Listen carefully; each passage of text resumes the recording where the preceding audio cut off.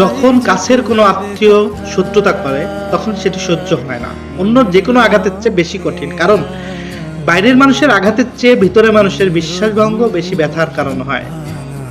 এমন পরিস্থিতিতে কিছু কথা মনে রাখবেন, দূরত্ব বজায় রাখেন। যদি দেখেন কোনো আত্মীয় আপনার মানসিক শান্তি নষ্ট করছে বা আপনার ক্ষতি করার চেষ্টা করছে, তবে তর্কে না জড়িয়ে ভদ্রভাবে দূরত্ব বজায় রাখাই বুদ্ধিমানের কাজ। হযরত আলী রাদিয়াল্লাহু তাআলা বলেছেন, শত্রুর সাথে শত্রুতা করা সহজ, কিন্তু বন্ধুর বেশে থাকা শত্রুর সাথে চলা খুব কঠিন। বিবেক দিয়ে বিচার করুন, রাগের মাথায় কোনো সিদ্ধান্ত নেবেন না। মনে রাখবেন, তারা যা করছে তা তাদের নিত্যতা, কিন্তু আপনার ব্যবহার আপনার রুচির পরিচয় দেয়। গোপনীয়তা রক্ষা, যখন জানবেন কেউ আপনার প্রতি ঈর্ষাকাতর, তখন নিজের ব্যক্তিগত পরিকল্পনা বা সাফল্যের কথা তাদের সামনে প্রকাশ না করাই ভালো। মানসিক শান্তি, কারো শত্রুতার কারণে নিজের জীবন বিষিয়ে তুলবেন না।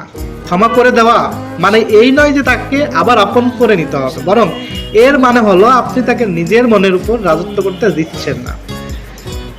রক্তের সম্পর্কে মহান আল্লাহ তাআলা দিয়েছেন, কিন্তু সম্পর্কটি কতটা গভীর তা নির্ভর করে মানুষের আচরণের উপর।